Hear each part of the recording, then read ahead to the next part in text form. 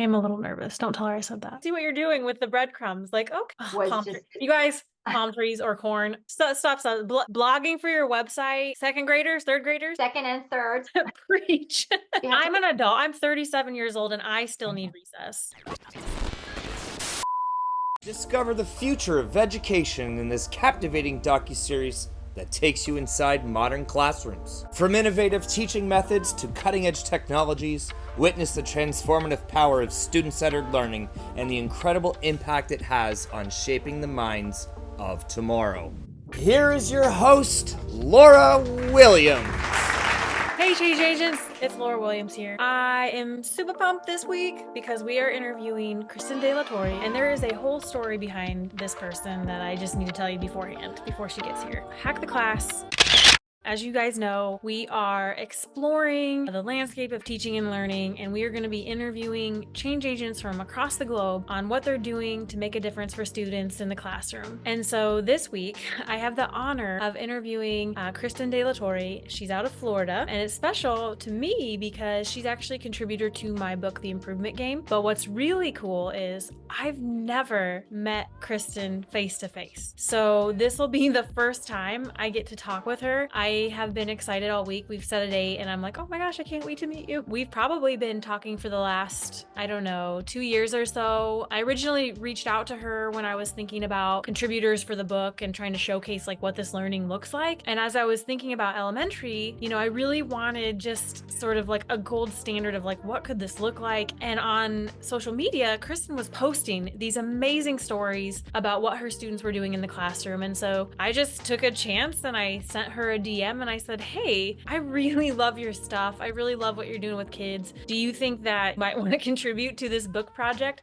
Which was my first book and I had no idea, I didn't know what I was doing per se at that moment, but she was like all about it, super supportive. And so that thus began the journey of writing a book and collaborating with people from across the globe. So she's going to be here like any minute and I'm super pumped and I can't wait for you to learn from her directly about the cool things she's got going on. But I will say, and this is just like lessons to be learned, there's innovation all around you and like don't be shy to like reach out and send a DM if you're like, hey, I would love a lesson plan, or like tell me more about what you're doing. I would love to do that, because I think that that's how we ignite change, is that sharing, what we're doing that works. And so I love her showcase. I will let her talk about it, but she contributed a really interdisciplinary STEM project called Pollinator's Paradise to the book, and you can read all about it, the ins and outs of like what she did, the teacher moves that she was doing for the students to engage in that project. But we'll learn a little bit more about her Kool-Aid here in a minute. Kristin is a treasure. I will say I had the opportunity to speak on her behalf, as last year she was a Dwyer Award winner in the excellence of education, specifically STEM education. So she was a recipient of that. And so I had the chance to like speak on her behalf because of her contributions and just all the things she's doing. So that was really cool. But again, we had never met. It's all been through emails, texting, DMs, just collaborating at a distance. So can't wait to meet her. So stay tuned. I am a little nervous. Don't tell her I said that. I'm coming. I know it's early. I was like, I'll open the room. There she is. Hi, how are you? Oh my gosh, so good. I'm not gonna lie, like I was a little bit nervous. So I was like, oh my gosh, I can't believe I'm finally meeting you. So where are you joining from? Like, So I am joining from Royal Palm Beach, Florida. can I come over? I'm ready to sweat your butt off because it is like 97 degrees outside with Okay. 148% humidity. Oh my God. But you have the ocean, We right? do. We do have the ocean, that is for sure. But yeah, it will get nice really soon. But August is known to be, a lot of people don't realize August is our hottest month. So that's when I can get cheap plane tickets. Probably. Yes, Okay. September is really hot too. Okay. So it's funny, I almost wore that same exact color. I actually thought, like, I wonder if she'll wear like a pink color, because I feel like I could see that on you. But I was like totally ready for it, because then we'd be twinnies. But next time, Yeah, I wanted to give you a chance to kind of just introduce yourself. I am in my 19th year as a teacher, and woohoo, I used to teach second grade. That's kind of like where I spent the majority of my career. And then I've actually looped up with my students twice to third grade and then went back down. So last year was just the most amazing experience because I went with my second graders who were out of this world to third grade. And I would have gone to fourth grade with them. But Just bring me then with I you. really would have, I know, I really would have. They're just so dear. So then what happened was a friend of mine at work, Todd LeVogue, who is unbelievable, he and I, we applied and won a really big grant from FPL, which is Florida Power and Light. So Oh, that was a classroom makeover grant for $50,000, which woo. is, yeah, which is huge. Yes. So after we won that, then my principal was like, "Hmm, maybe we should give you a STEAM lab. Maybe we should put you on the fine arts wheel and have you teach middle school." And so, yeah. So Ooh, that's a I jump. am like out of my element, but also very in my element because I'm getting to do all the things I love. But Right. so this year, I am officially on the fine arts wheel and teaching in a STEAM lab for grades 2 through 5. Okay. And I am teaching a project-based learning class for middle school. Oh And my, I know, that's and awesome. I'm teaching an elective also for middle school. So you're not tired at all. Not at all. No, fresh as a daisy at all times. Fresh as a daisy. If you see me like I've- this, yeah. this is Starbucks. Yeah. Yeah. Nice. On tap. Caffeine on tap. Yeah, right? Have you guys started school? Oh yes, we are like in full swing. So Okay. teachers went back August 4th. Okay. So So yeah, you we are, are. Yeah. yeah, so we're in our, like, kids are in their third week, which is nice because I've seen all the classes, the middle school classes, and I like have found a groove. And so we're just, we're living our best lives at the I, conservatory school. I love that. And you get to probably see your young people that you didn't want to let go of because you have the gamut now. Yes.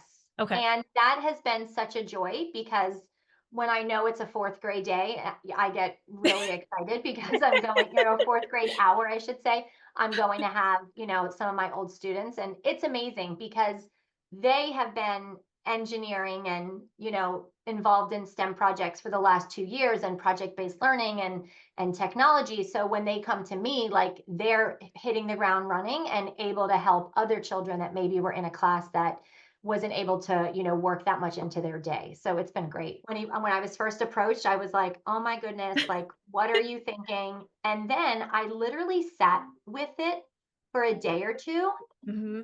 and I was like, I have to do this. I just have to jump in with both feet. And like, I really like to say, like, I would rather be failing forward than standing still. Ooh. So, right, like, so it might not be perfect the first year, the first few days, the first round that I have a grade level. But like, we have to be brave and at least try. My old principal Right. used to say, don't worry, be crappy. Like, just try it. Brian, Be brave. soundbite. Don't worry, be crappy. Yeah, just try, just be brave enough to try it. I Oh, mean, that's I awesome. get to play and see children have joy every single day. That is what we have to do, I think, in education, to especially with just how the landscape has been changing with technology. Like, how are we going to meet these kids where they're at and help them, to a successful future? What is your Kool-Aid? What's your magic secret teaching sauce that if you were to walk in your classroom on a given day, what are the kids doing in there? Well, now we're in a lab setting. But my class, I felt like always had a little bit of a lab feel. Yes, Yeah, absolutely. that children would be, Mhm. kind of like Montessori, like, where some children were working on a script for a green screen and other children were working on artwork and other children were blogging for our website. So yeah, Wait, so time, hold now on. Stop. Blogging for your website, second graders, third graders? second and third. Ooh. And so I feel like giving them opportunities to let them really see that they are completely capable of excellent, and, like he likes to say, beautiful work Oh, is life changing to a student. And that's going to work better than any star chart or, any motivational thing that I might try to give yes, them. preach. Preach. Right? So if they It can matters really, more. Yeah. yes, it Oh my God. matters so much more. And so we have like this recess area and it had these 4 giant palm trees and around it Oh, was palm tree. just, You guys, palm trees or corn, palm trees, please. yeah. Okay, sorry. So, and they're really large, like tall palms. And so it had this, it was, the whole thing was fenced in. And I was there for years and the kids never went in there. Like the occasional ball would go in there. And I'm like, it's so weird. So, it really was. And one of the project-based learning units that we were doing was all about nature and how we could really be like stewards of nature and really help our own school's ecosystem survive and thrive. So we went around and we actually, like, it was so amazing. We had aerial views of our school and we went around and we really looked at, and we also did the same thing at a local park. And the local park had way more like plants and shrubs and flowers than we did because of course we're a school and that's a beautiful park. And so then they decided like, well, when we looked and we really like graphed everything, we were really lacking at our school as compared to the park, the amount of insects that we had and the amount of pollinators and everything, birds, squirrels, you name it. So we decided like, well, we don't have enough of their environment here at school. So we need to then create a place that will I help just pollinators. I see what you're doing with the breadcrumbs. Like, Yes. okay, what do you guys see here? What do we not have here? Oh, I love that. Exactly. So then once we realized like, okay, and then we actually had like a horticulturist come in and she talked us like told us about like native and non-native invasive species. We learned all about like the bees and how just hugely important they are as pollinators and how much of our food depends on them.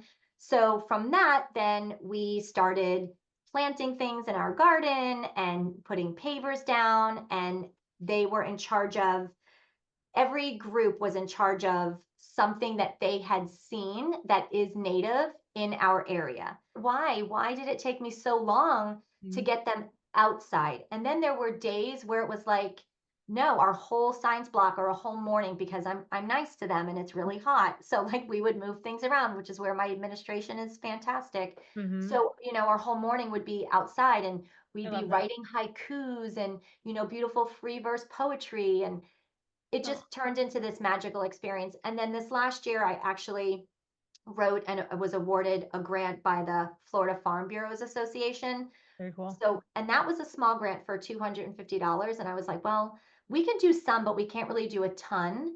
So then we levied that $250 and we did a fundraiser and we turned it into $450 by selling pavers that classrooms were able to buy and paint. And then those now exist in our garden and they get to see their work. And that was really instrumental in bringing other classes in. So then other classes wanted to spend some time in the garden because their pavers were in there. And now we have a rock garden, which is our snail sanctuary because another group of students A noticed snail that. sanctuary. That's so cool. Yeah. Now I love alliteration. Any chance we can get Yeah. pollinators paradise, snail sanctuary. Yeah, the snails were all congregating on the pavers that were painted.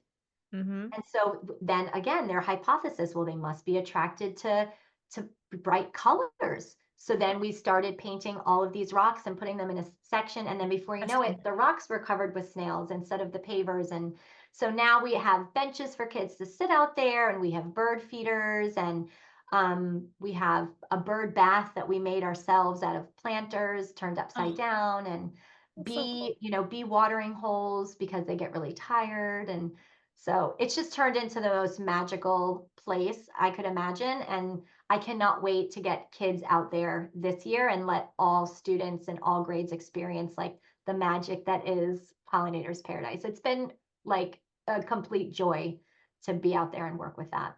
It's almost like, one idea just really snowballed and now multiple classes are engaging and it's almost like you're this like innovation center, like, hey, and now everyone's thinking, well, how could we get out there and, what could we contribute? And I love that. I think that's, one thing I tell educators that are going down this path, especially if they're new to like thinking about PBL or, like implementing that, I think you start at home. Like, how can we make Oh, our place, like our classroom, our hallways, our, our campus, like how can we improve it to make it ours? And I think that ownership is super huge. And, that whole, kids connected to school and want to be there. I think that's really important and that to get them to get the buy-in, right? I think that's oh so yeah. awesome. And you're living it, like you're doing it, and it's really grown since that project. And now you, like I said, it's like a grassroots movement almost going on out there.